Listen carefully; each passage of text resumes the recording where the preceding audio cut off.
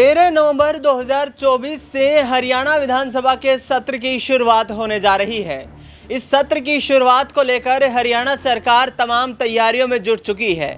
आपको बता दें कि एक तरफ इंडियन नेशनल लोकदल किसानों और बेरोजगारी से जुड़े मुद्दों पर सरकार को घेरने की रूपरेखा तैयार कर चुकी है, तो दूसरी तरफ नायब सिंह सैनी के समर्थित विधायक ही, जी हां, यानी कि भारतीय जनता पार्टी के विधायक ही सरकार से सवाल पूछते हुए नजर आ रहे हैं। किसानों का मुद्दा लगातार हरियाणा में चर्चा का विषय बना हुआ है। किसान बड़ी मात्रा में आंदोलन का आह्वान करते हुए दिखाई दे रहे हैं। जिस तरीके से केंद्र सरकार और राज्य सरकार के साझा प्रोजेक्ट्स को लेकर के भूमि अधिग्रहण मामले पर किसान यहां पर अपनी नाराजगी जता रहे हैं, तो दूसरी तरफ किसानों को विपक्ष से भी भरपूर समर्थन मिलता हुआ दिखाई दे रहा है। दूसरी तरफ बात करें यहां पर किसानों के मुद्दे को लेकर के, एक तरफ संयुक्त किसान मोर्चा आंदोलन का आह्वान कर चुका है, तो दूसरी तरफ भारतीय किसान यूनियन के राष्ट्रीय प्रवक्ता राकेश टिकैत भी यहां हरियाणा सरकार को कड़ी फटकार लगाते हुए दिखाई दिए हैं। उन्होंने कहा है कि पिछले 10 सालों से जो तानाशाही चलती आ रही है, भारतीय जनता पार्टी राज्य और केंद्र में मिलकर के उसी तानाशाही को आगे बढ़ाती हुई नजर आ रही है।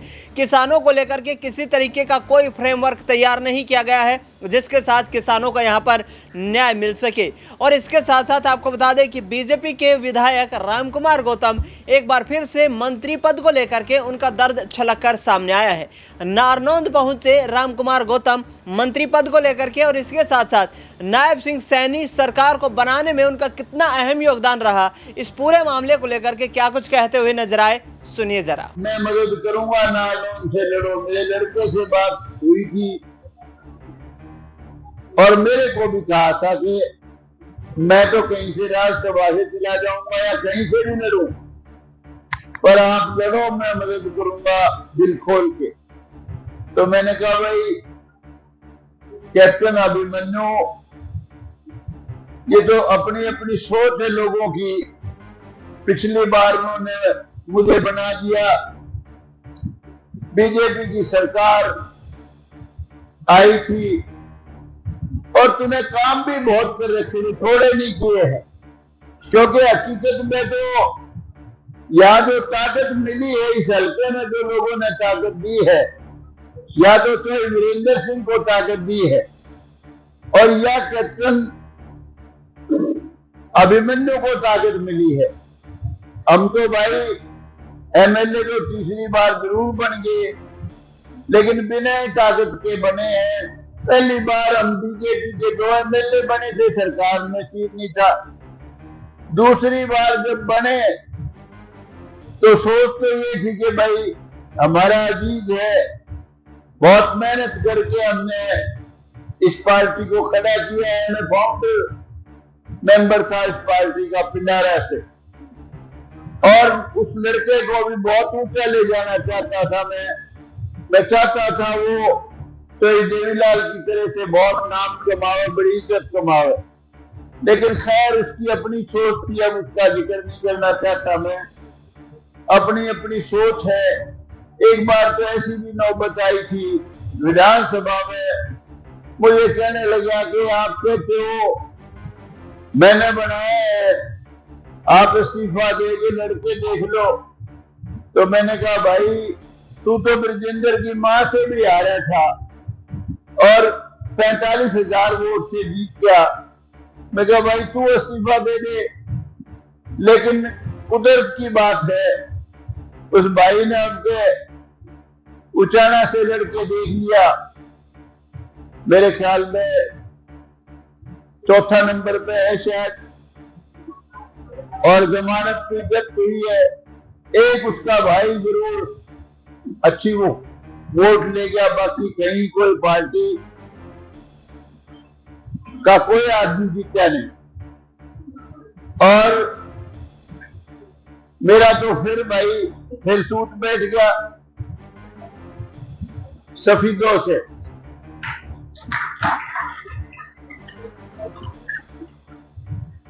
मैंने कैप्टन को कहा था, देख भाई कैप्टन, हक तेरा बनता है।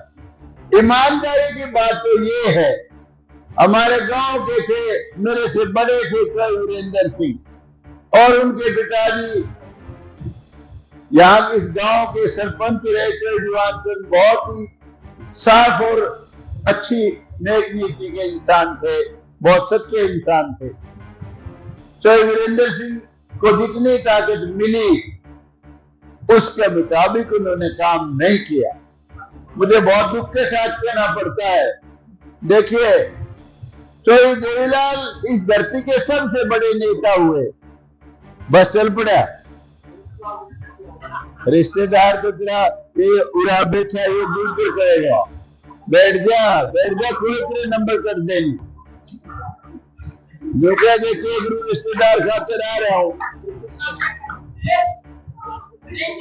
तो देवीलाल बहुत बड़े नेता थे इस धरती के। आजा।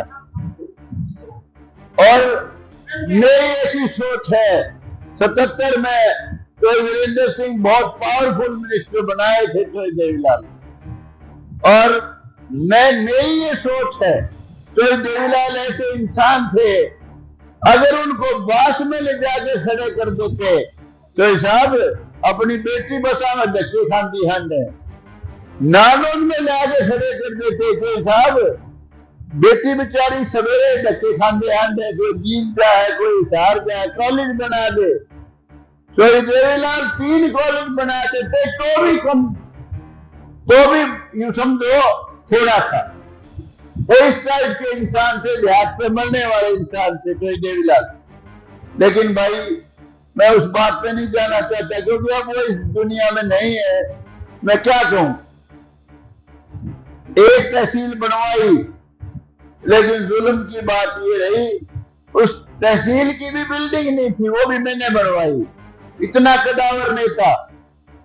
ट्रेजरी नहीं थी, पहले दिन खजाने के लिए जाते थे लोग, हासी दूसरे दिन रजिस्ट्री कराने आते थे। ट्रेजरी मैंने बनवाई। ये 2 हमारे सड़ा करती बहुत बुरा हाल था। दे दादा का जो मंदिर है उसके सामने जो आज वहां बहुत बढ़िया धर्मशाला बन रही है, पार्क बन रही है, वो मैंने बनवाया। चौधरी वीरेंद्र सिंह तो इस नारनौल का काया कलट कर सकते थे, लेकिन ध्यान नहीं था इस ओर। ITI मंजूर करवाई, अपने लोग गांव में जमीन दी थी, वो मादरे वालों ने जमीन दी, वहां बढ़ गई। ये बस स्टैंड बनवाया, और मेरे ख्याल से बताते हैं, किस तरह लगा मुझे नहीं पता, कहते हैं जी 36 करोड़ के करीब रुपया आपका नारनौल में लगवाया है। 36 करोड़। कोई ऐसी धर्मशाला नहीं है किसी समाज की जिसमें बहुत बढ़िया पैसा जितना मांगा उतना नहीं दिया हो। मेरे ख्याल में 3-4 तो ऐसी हैं जिनमें 51-52 लाख रुपया दे रखा है, सब धर्मशालाओं में दिया है। और भाई जैसा कर सकता था बिना ताकत के, जितने बच्चों को रोजगार दिला सकता था, कोशिश की पूरी अपनी तरफ से। और भाई फिर भी कई भाई सुनता था मैं, वैसे तो नारनौल हल्के से सारे हरियाणा से मेरी मदद के लिए बहुत लोग गए, बहुत बड़ा एहसान बंद हुई इस हल्के के लोगों का और सारे हरियाणा का। मेरे लिए रोज वोट मांगने आते थे, कोई यमुनानगर से भी आता था, कोई कहीं मेवात से भी आता था, सब जगह के जिनने मेरे से प्यार था। लेकिन कुछ ऐसे भी थे बेचारे जो मैं जीत की खबर सुन के आसन पाती ले गए। उनका बस नहीं गया, वो यूं क्या करते, बोला भाई वो तो नहर में आओगी उसकी लाश, तो आपने सुना यहाँ पर रामकुमार गौतम को जो ये कहते हुए नजर आ रहे हैं कि हरियाणा में कोई भी ऐसा बीजेपी का लीडर आत्मविश्वास में नहीं था जिसको जीत की उम्मीद दिखाई देती हो। मैंने यहाँ पर बीजेपी की जीत के लिए ऐलान किया था और उसी आधार पर भारतीय जनता पार्टी की लहर हरियाणा में चलती हुई नजर आई। दूसरी तरफ कांग्रेस नेता भूपेंद्र सिंह हुड्डा को लेकर भी उन्होंने कहा कि वह मेरे पुराने दोस्त हैं और अब आने वाले वक्त में मैं नहीं चाहता कि उन्हें किसी प्रकार की ठेस यहाँ पर पहुंचाता हुआ नजर आऊं। दूसरी तरफ कांग्रेस पार्टी के दिग्गज नेता भूपेंद्र सिंह हुड्डा ने किसानों के मुद्दे पर सरकार को घेरने का यहाँ पर ऐलान कर दिया है। उनका कहना है कि विधानसभा में हम किसानों से जुड़े तमाम मुद्दों को उठाने का प्रयास करेंगे और राज्य सरकार को किसानों की जो मांगे हैं वो मनवाने के लिए मजबूर कर देंगे। अब देखना ये होगा कि आखिरकार हरियाणा में छिड़ा इस सियासी संग्राम किस तरीके से थमता हुआ नजर आता है, नायब सिंह सैनी सरकार किस तरीके से इस पूरे मामले को टैकल करते हुए दिखाई देगी। फिलहाल इस खास कार्यक्रम में इतना ही। देश दुनिया की तमाम बड़ी खबरों के लिए आप देखते रहिए SPN 9।